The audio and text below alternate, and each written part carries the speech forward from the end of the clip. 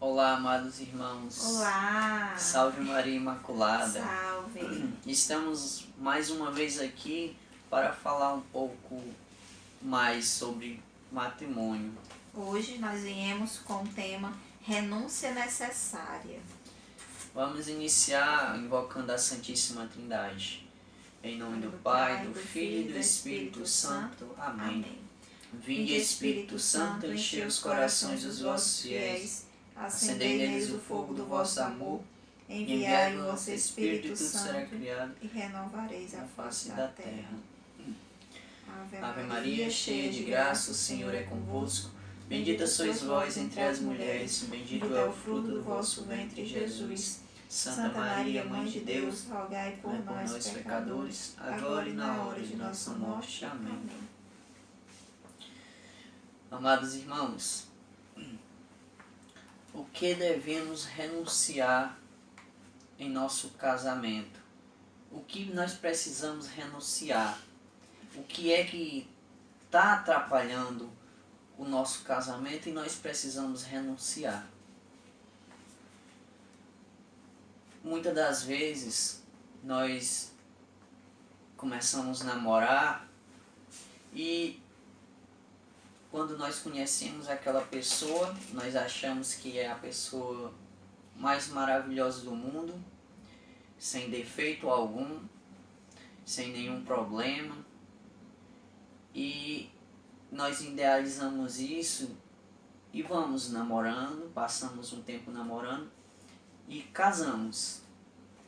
Quando nós casamos, com o passar do tempo, nós começamos a ver que a Arislene não é aquela menina que eu conheci atrás, onde eu não convivia com ela e eu não sabia tanto dela. Acontece que a Arislene tem alguns probleminhas, Mínimos. tem algumas coisinhas que não me agrada. Nada, gente, nada. Da mesma maneira eu tenho que a Arislene não se agrada. Bocada. São os nossos defeitos. Verdade. Que nós precisamos aprender a transformá-los, a renunciá-los. Quando eu vivia solteiro, eu saía, não tinha hora para chegar, eu bebia, não tinha praticamente a quem dar satisfação, eu namorava, eu brincava, mas a partir do momento que eu casei, estas coisinhas, a maioria delas, fica para trás. Eu tenho que renunciar a isso. A partir desse momento eu já começo a renunciar a algumas coisas. A começar pelas amizades. Nossas amizades que muitas das vezes nos levam para caminhos tortuosos, caminhos distantes dos desígnios de Deus. E nós começamos a renunciar, nós estamos afastados dessas amizades. Porque não tem como eu casado e sair com pessoas, com jovens solteiros, com rapazes solteiros, porque a realidade deles já não é mais a mesma que a minha. Eles já vivem diferente que eu. Eles podem namorar, eles podem beber, eles não têm a quem dar satisfação, e eu já não sou mais dessa maneira. Eu já não posso mais namorar, eu tenho a quem dar satisfação e as minhas atitudes já não condizem mais com as atitudes deles, como as deles não condizem com as minhas. E se eu caso e não renuncio a essas coisas, o meu matrimônio não vai dar certo. A minha vida conjugal não vai dar certo, porque como é que a Arislene vai aceitar eu, digamos que todo final de semana farriando, bebendo, e muitas das vezes ficando com outras mulheres, adulterando? Ela não vai aceitar isso, jamais. Então eu tenho que renunciar a essa parte, começar por essa parte, né, o mais grosso. Porque a renúncia não para aí. segundo este livro, o marido, o pai, o apóstolo, ele vai dizer assim: na vida conjugal, as ocasiões de renúncia são diárias e, portanto, assim também as ocasiões de aumentar, de receber o aperfeiçoamento, que é o fim do matrimônio, o final do matrimônio. As renúncias são diárias e para chegar o aperfeiçoamento do matrimônio, nós precisamos renunciar muitas coisas a cada dia e ir nos transformando.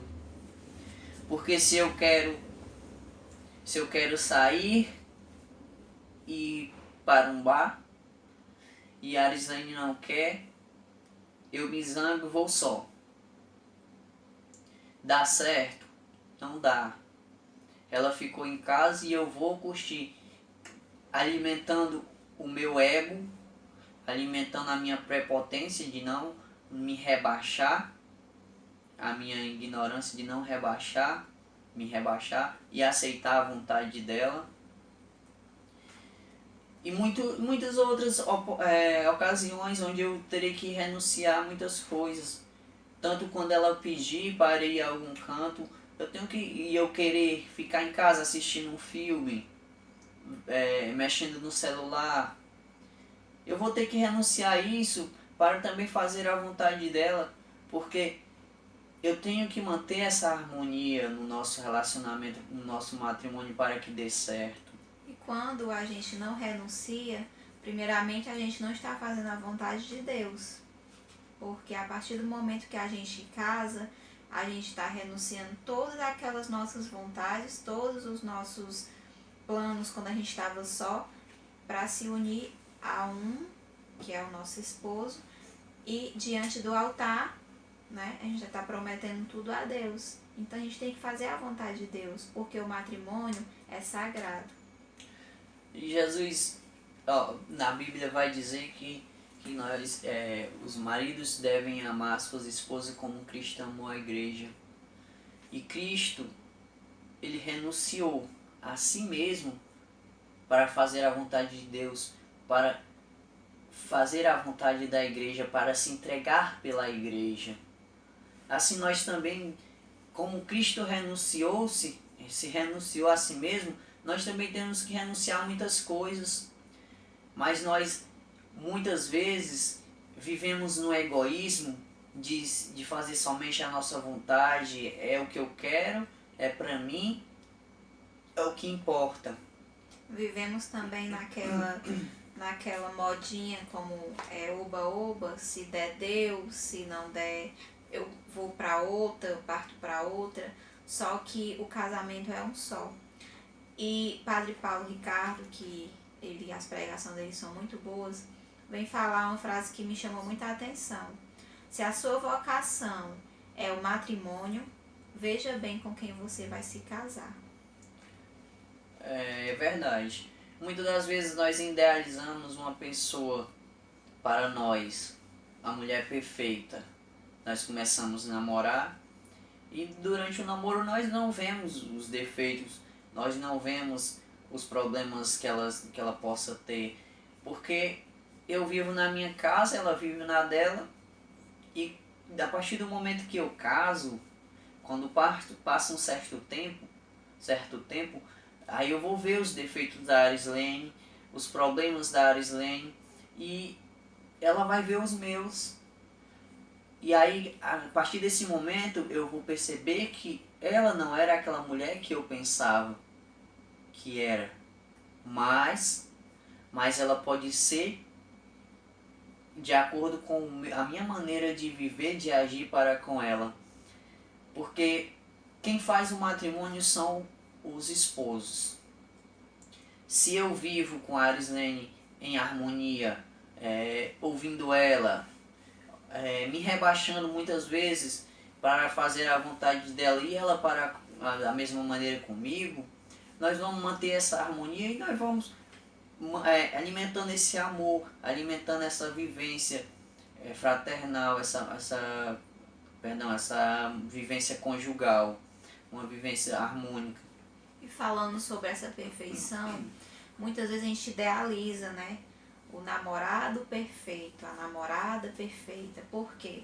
Cada um está no seu mundinho, cada um está na sua casa. Mas a partir do momento que você se une, você começa a ver que essa perfeição era só no namoro, né? Mas, como o Lucas falou, nós temos que nos adaptar e se rebaixar e renunciar. Porque se ele foi quem eu escolhi para casar, né? Que é quem eu amo, então eu tenho que me tornar perfeita no nosso convívio, nas minhas renúncias. Durante o matrimônio, é necessário, né? Eu me tornar perfeito para a Arislene, na verdade, eu me tornar a pessoa perfeita que ela pensava, como também ela se tornar a pessoa perfeita que eu via. Porque assim vai crescer aquele mesmo amor, aquela mesma continuação do namoro. Quando a gente começa a namorar, é uma paixão que aquele fogo de palha, aquela coisa que é aceso. E quando a gente casa, a gente vai ter que amadurecer essa paixão, transformá-la em amor. E para que isso aconteça, eu vou ter que renunciar às mínimas coisas para não deixar se desgastar por meio de discussões, por meio de atritos, por meio de confusão. E olhando para esse idealismo, essa maneira de ver a pessoa, de achar que ela é perfeita e que quando a gente casa continua da mesma maneira, não continua, de certo modo, mas você pode fazer com que isso aconteça. Como? Eu agradando a Arislene, eu renunciando muitas coisas, eu renunciando muitas das minhas vontades, muitos dos meus quereres, para fazer a vontade dela, para agradar a ela, para mim me tornar aquela pessoa que ela sempre achou que eu fosse. E da mesma maneira ela renunciando, ela se transformando para que isso aconteça, para que ela volte a espelhar, a refletir aquela mesma pessoa que eu conheci lá atrás. E quando a gente olhando para muitos casamentos hoje que estão se destruindo, muitos maridos não renunciaram certas coisas de sua vida de solteiro, de sua vida solteira, e não percebem que isto é que está destruindo o seu casamento, que essas coisas, essas suas atitudes que está destruindo o seu casamento. Muitas esposas também não renunciaram e aí acaba não dando certo. E a gente tem que estar prestando atenção nesses mínimos detalhes do nosso dia a dia, porque às vezes por mínimas coisas se desgasta e vai virando uma rotina e vai diminuindo, acabando esse amor, esfriando, no caso, né? E realmente, se você deixar, se você não estiver atento, se policiando, esse amor vai esfriando mesmo e vai virando aquela rotina, só aquela mesma coisa. Certo que muitas vezes também não tem Deus, né? Muitas pessoas não vai procurar Deus para botar ele ali dentro do seu matrimônio, inserir ele ali em primeiro lugar na sua vida, no seu matrimônio, e acaba se desgastando também, virando rotina, aquela mesma coisa direto, sem você ter uma unção do Espírito Santo para lhe transformar, para lhe mudar, para fazer com que você haja da maneira certa, lhe dando um discernimento. A palavra vai dizer em Hebreus 13, versículo 4 assim: vós todos considerai o matrimônio com respeito, e conservai o leito conjugal imaculado, porque Deus julgará os impuros e os adúlteros. Meus amados irmãos, considerai o matrimônio com respeito. Nós não temos mais respeito no matrimônio hoje. Não se respeita mais essa vivência matrimonial. Muitos maridos saem e vão beber, vão ficar com outras mulheres, vão adulterar e assim, e outras que eles estão num egoísmo tão grande que eles não veem que estão destruindo, que essas atitudes deles estão destruindo o matrimônio deles. E da mesma maneira mulheres, porque hoje também nós vemos mulheres nessa situação de adulterar, de sair, de trair, de destruir o casamento, não se incomodam mais, não tem mais esse respeito para com o matrimônio, que é uma instituição divina, que é uma instituição de Deus. A sociedade quer tirar Deus de nossas casas, de nosso matrimônio, da nossa família, e eis aí o combate. Nós precisamos ter Deus no centro, nós precisamos ter vida de oração, porque a nossa família só vai estar no caminho de santidade a partir do momento que a gente coloca Deus. E a maior renúncia que você deve fazer é o demônio. Você tem que renunciar ao demônio e todas as suas práticas, de toda a sua influência que ele tem na sua vida, que ele tem no seu matrimônio. E como é que eu renuncio a ele? Aderindo a Deus, aderindo à vontade de Deus. Porque a partir do momento que Deus toma lugar no meu coração, a partir do momento que Deus toma lugar na minha vida, não há mais espaço para nada, não há mais espaço para o demônio, não há mais espaço para brigas, não há mais espaço para curtições desnecessárias, não há mais espaço para adultério, para prostituição, para traição. Não há mais espaço para vida desregrada, né? É a verdade. E conservai o leito conjugal imaculado. Amados irmãos, se eu saio e vou trair a minha esposa, eu vou para um motel, eu vou para um bar. Um motel é um lugar impuro, porque ali só rola fornicação, só rola adultério, só rola traição, só rola o que não presta. Porque se eu sou casado, eu tenho a minha casa, eu tenho o meu leito conjugal e saio da minha casa e vou para um motel, eu não estou indo atrás de realizar o que Deus fez na minha vida, no meu matrimônio. Eu estou indo atrás de fazer coisas erradas. Porque o que é que eu tenho a fazer num motel, meu Deus do céu? Esconder. Porque se eu saio, é esconder alguma coisa. E o que é que eu tenho para esconder? Se eu sou casado com a minha esposa, eu vou fazer o que no motel se eu tenho a minha casa? Se eu tenho o meu leito conjugal, onde eu possa, na minha vivência, agradar a Deus. Se eu pegar minha esposa, eu casado, minha esposa, e vou para um motel, lá nós vamos se imundiçar, se emporcalhar, se manchar com o pecado que ali naquele ambiente tem, com o carrego de pecado que aquele ambiente tem. Porque onde rola prostituição, onde rola adultério, onde rola traição, onde rola fornicação, tudo naqueles quartos, daqueles motéis, só coisa que não presta. Vai ter coisa boa ali? Não tem. Não tem como ter coisa boa naqueles lugares. Então eu tenho que renunciar até esses desejos que às vezes o demônio implanta nas nossas cabeças, de sair, de pegar nossa esposa.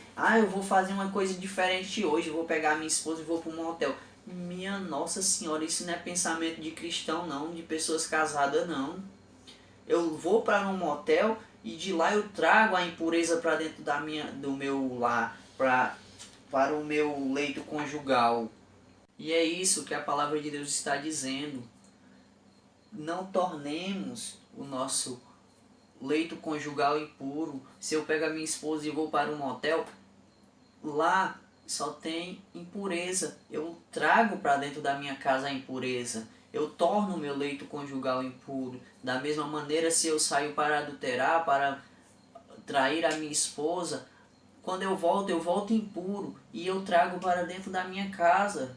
Quando eu vou ter com minha esposa, vou trazer para ela, eu vou trazer para o meu leito a impureza também. Não pode, não devemos. E no finzinho da passagem vai dizer: porque Deus julgará os impuros e os adúlteros. Se eu saio com a minha esposa e vou para um lugar desse, eu não estou adulterando. Eu estou fazendo uma coisa até lícita, mas eu estou me tornando impuro junto com minha esposa. Nós estamos se tornando impuro pelo simples motivo de lá ser impuro, de o ambiente lá ser impuro. Por estarmos no lugar impuro, né? Exatamente. E os adúlteros. Se eu saio adultério, se eu saio e vou trair a minha esposa, eu também vou ser julgado por isso, como Deus está falando na passagem. E é preciso que nós renunciemos isso da nossa vida, porque isso são tentações do demônio, são influências dele. Nosso matrimônio, nossa família é território santo. Nós precisamos entender que a partir do momento que a gente está em frente ao altar, que a gente prometemos viver um para o outro, uma só carne, nós estamos diante de Deus, nós estamos prometendo para Deus que a gente vai levar a nossa família a este caminho de santidade, nossos filhos, até o fim de nossas vidas. Então saibamos bem aonde estamos e o que estamos fazendo, se está ou não agradando a Deus. E nesse momento difícil que estamos vivendo, nessa quarentena, onde todos estão nas suas casas, tendo que renunciar a muitas coisas, pelo simples fato de não saírem de casa, né, estar só ali com sua família, com seus filhos, você passa a entender esse propósito de Deus em unir mais a família, que Ele espera que realmente estejamos em intimidade e em oração, que o que está nos levando é a fé. Estamos sem comunhão, estamos sem missa, mas estamos na fé, estamos em oração. Então, amados irmãos, busquemos viver santamente esse matrimônio que Deus instituiu para conosco, mantendo ele com respeito, vivendo com respeito o matrimônio, porque foi Deus que constituiu. Isso é de Deus. E renunciando também tudo que possa vir manchar o nosso leito conjugal, tudo que possa vir trazer impureza para dentro da nossa casa, para dentro da nossa família. Procuremos viver santamente. Vamos deixar de lado tudo o que nos faz pecar, tudo o que nos faz buscar as coisas que o demônio nos oferece, porque a partir do momento que você renuncia a essas coisas, a sua vida, o seu matrimônio, a sua casa, tudo vai mudar para melhor. Então, irmãos, busquemos viver segundo a vontade de Deus. Que as nossas famílias sejam famílias santas. Louvado seja o nosso Senhor Jesus Cristo. Para sempre seja louvado. Até mais. Até o próximo, se Deus quiser. Amém.